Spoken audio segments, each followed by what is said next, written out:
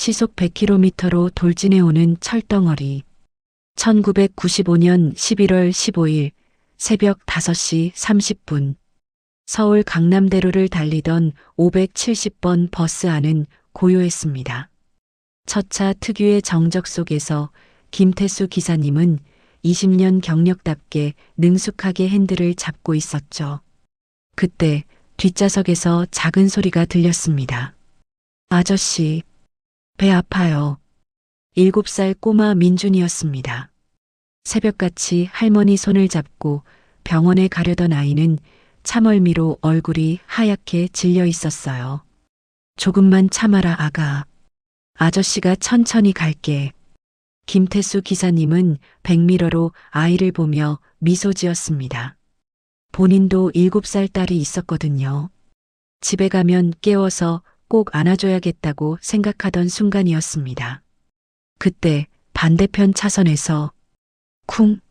만취 운전자의 25톤 화물차가 중앙선을 넘어오는 게 보였습니다. 정면 충돌까지 남은 시간 단 2초. 김태수 기사님의 머릿속이 빠르게 돌아갔습니다. 핸들을 오른쪽으로 꺾으면 나는 살 수 있어. 하지만 뒤에 아이가. 그의 눈이 백미러에 비친 민준이와 할머니를 향했습니다. 아이는 배를 부여잡고 작게 신음하고 있었죠. 김태수 기사님은 숨을 깊이 들이쉬었습니다. 그리고 핸들을 왼쪽으로 돌렸습니다. 꽉 잡으세요. 그의 외침이 채 끝나기도 전에 굉음과 함께 화물차가 버스의 운전석을 정면으로 들이받았습니다. 쇳소리와 비명, 깨지는 유리창 소리가 새벽 하늘을 찢었습니다. 운전석은 완전히 박살났습니다. 25톤짜리 화물차의 앞부분이 버스 안쪽 1.5m까지 파고들어왔죠. 김태수 기사님의 몸은 핸들과 철판 사이에 끼었습니다. 하지만 신기하게도 버스의 뒷부분은 거의 멀쩡했습니다. 민준이와 할머니는 가벼운 타박상만 입은 채 살아남았어요. 구급대원들이 도착했을 때 김태수 기사님은 의식이 희미한 상태로 중얼거렸습니다.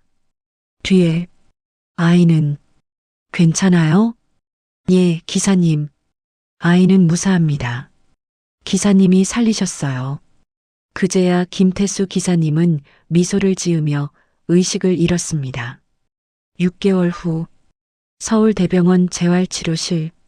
한 번 더 해보세요, 태수 씨. 할 수 있어요. 물리치료사의 격려에도 김태수 씨는 고개를 저었습니다. 허리 아래가 완전히 마비된 그는 이제 평생 휠체어 신세였습니다. 척추가 2군데나 부러지고 오른쪽 다리는 15번의 수술에도 결국 절단해야 했죠. 40대 초반 가장으로서 가족을 책임져야 할 나이에 그는 모든 걸 잃었습니다. 여보, 미안해. 병실을 찾은 아내 영숙 씨를 보며 김태수 씨는 눈물을 흘렸습니다. 사고 배상금은 턱없이 적었고 회사에서는 산재 처리도 제대로 해주지 않았어요. 집을 팔아 병원비를 내야 했고 초등학생 딸 수진이는 친구들 앞에서 아빠 이야기를 꺼내지 못했습니다. 아니에요, 여보. 당신은 영웅이에요. 그 아이를 살렸잖아요. 영웅이 뭐가 영웅이야. 이제 나는 가족한테 짐이 됐어. 김태수 씨의 목소리는 절망으로 가득했습니다. 밤마다 그는 악몽을 꿨습니다. 만약 그때 핸들을 오른쪽으로 꺾었다면 어땠을까 하는 생각이 그를 괴롭혔죠. 하지만 이상하게도 그 선택을 후회한 적은 단 한 번도 없었습니다. 세월은 흘러 2025년, 30년이라는 시간이 흘렀습니다. 김태수 씨는 이제 66세 노인이 되었습니다. 좁은 반지하 월세방에서 아내와 단둘이 살고 있었죠. 딸 수진이는 결혼해서 지방에 살고 있었고 생활비를 보내주려 해도 그는 완강히 거절했습니다. 나 때문에 내 인생까지 망칠 순 없어. 휠체어 수리비도 아껴가며 그는 동네 작은 슈퍼 앞에서 신문을 팔았습니다. 한 달에 40만 원 남짓한 수입. 아내가 파출 청소 일을 하며 함께 생활비를 벌었죠. 어느 겨울날 저녁, 김태수 씨가 신문을 정리하고 있는데 한 남자가 다가왔습니다. 양복을 말끔하게 차려입은 30대 후반의 남성이었어요. 혹시 김태수 기사님이십니까? 네, 저를 어떻게... 남자는 떨리는 목소리로 말했습니다. 저, 민준입니다.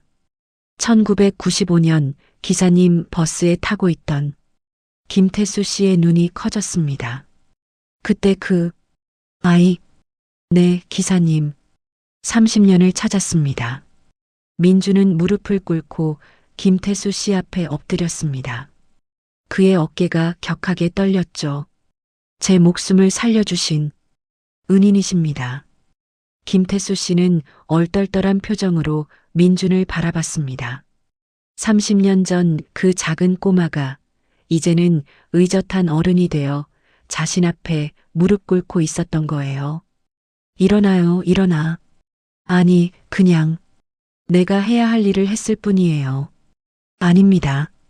민준의 목소리는 울음으로 가득했습니다. 기사님이 아니었다면 저는 7살에 죽었을 겁니다. 할머니도 돌아가셨을 거고요. 기사님은 제게 인생을 선물해 주셨습니다. 하지만 저는 그동안 아무것도 몰랐습니다. 민주는 주머니에서 낡은 신문 스크랩을 꺼냈습니다. 30년 전 사고 기사였죠. 한 달 전 할머니가 돌아가시면서 유품을 정리하다가 이걸 발견했습니다. 할머니는 평생 이 기사를 간직하고 계셨어요. 그리고 유언으로 남기셨죠. 민준아, 너를 살린 그 기사님을 꼭 찾아서 은혜를 갚아라고. 김태수 씨는 그제야 기억이 났습니다. 그날 그 작은 아이와 할머니께서 돌아가셨다고요? 네. 하지만 마지막까지 기사님 걱정을 하셨습니다. 그분은 지금 어떻게 사시나? 다리가 불편하신데. 라고요. 민주는 눈물을 닦으며 말을 이었습니다.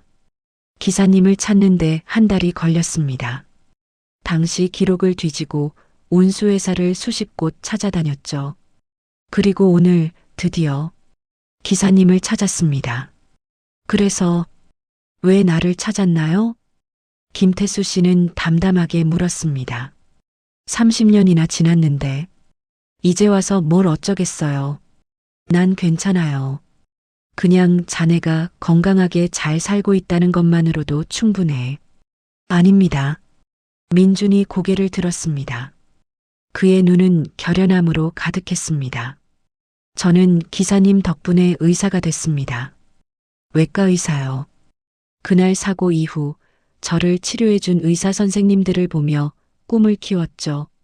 나도 누군가를 살리는 사람이 되고 싶다고요. 민주는 명함을 꺼냈습니다. 서울대병원 흉부외과 전문의 박민준이라고 적혀 있었습니다. 기사님이 제게 주신 30년.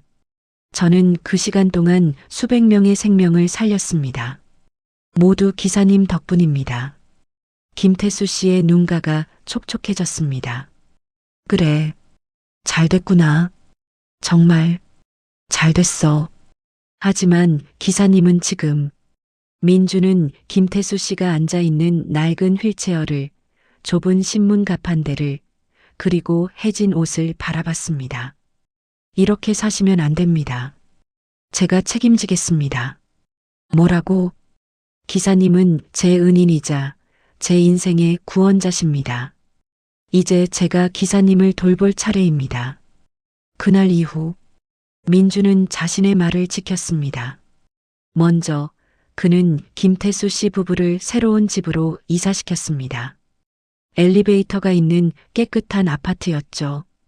휠체어 출입이 편하도록 모든 문턱을 없애고 욕실에는 안전 손잡이를 설치했습니다. 민준 씨, 이건 너무 과해요. 우린 괜찮아요. 기사님, 이건 과한 게 아닙니다. 당연한 겁니다. 민주는 병원 동료들과 함께 김태수 씨의 건강을 세심하게 체크했습니다. 30년간 제대로 된 치료를 받지 못했던 그는 여기저기 아픈 곳이 많았거든요. 하지만 김태수 씨는 계속 불편해했습니다. 민준 씨, 이렇게 신세지면 안 되는데. 신세가 아닙니다, 기사님. 민주는 단호하게 말했습니다. 제가 베푸는 게 아니에요. 빚을 갚는 겁니다. 평생 가도 다 갚을 수 없는 빚이요. 어느 날 민주는 김태수 씨께 물었습니다. 기사님, 그때 왜 그러셨어요? 핸들을 왼쪽으로 꺾으시면 기사님이 다치실 거란 걸 아셨잖아요. 김태수 씨는 잠시 먼 곳을 바라보다 입을 열었습니다. 그때 난 딸 생각을 했어. 우리 수진이. 내가 내 딸이었다면 누군가 널 지켜줬으면 좋겠다고. 그 순간 넌 내 아이였어. 민준의 눈에서 눈물이 흘러내렸습니다. 기사님, 그리고 말이야.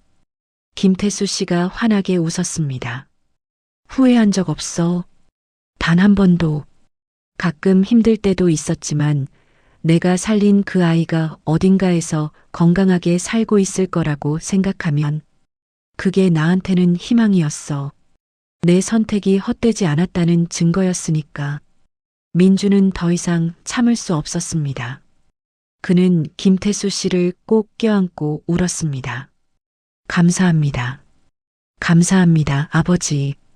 그날 이후 민주는 김태수 씨를 아버지라고 불렀습니다. 실제로 양자 입적을 했거든요. 김태수 씨의 딸 수진 씨도 동의했습니다. 오빠, 우리 아버지 잘 부탁해요. 난 그동안 제대로 못 해드렸어.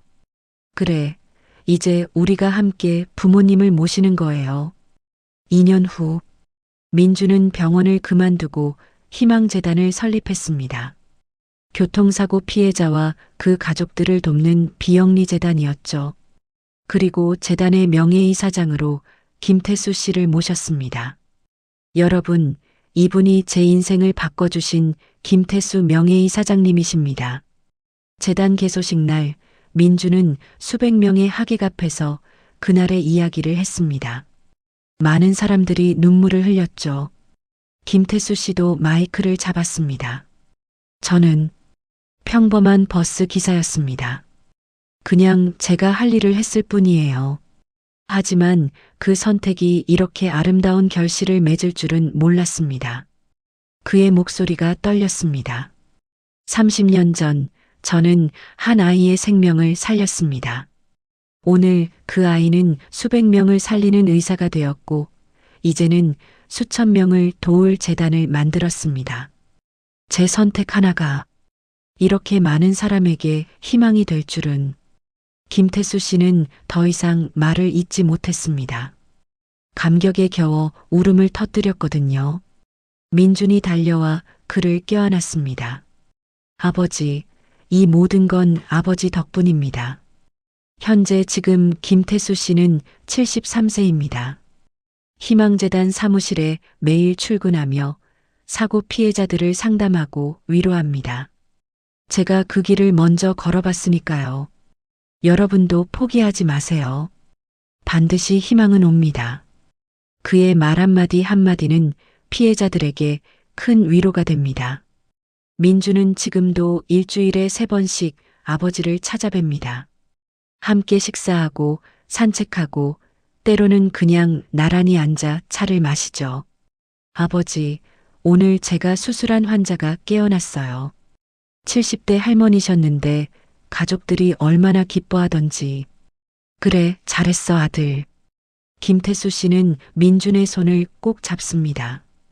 어느 날 저녁 민준이 물었습니다. 아버지, 행복하세요? 김태수 씨는 환하게 웃었습니다. 민준아, 나는 이 세상에서 가장 행복한 사람이야. 내 선택으로 누군가 살았고 그 사람이 이렇게 훌륭하게 자라서 내 아들이 되었잖니. 이보다 더한 축복이 어디 있겠어? 저야말로 축복받은 사람입니다, 아버지. 둘은 마주보며 미소 지었습니다. 30년 전 0.3초의 선택.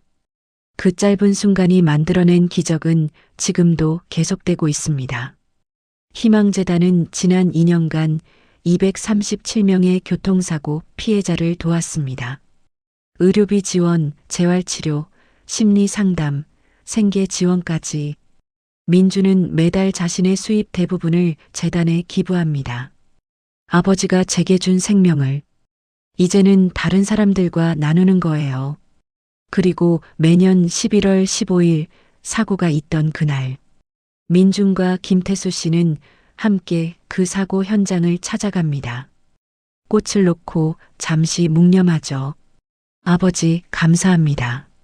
저를 선택해 주셔서. 아니야, 민준아. 내가 고마워. 내 선택이 헛되지 않게 해줘서.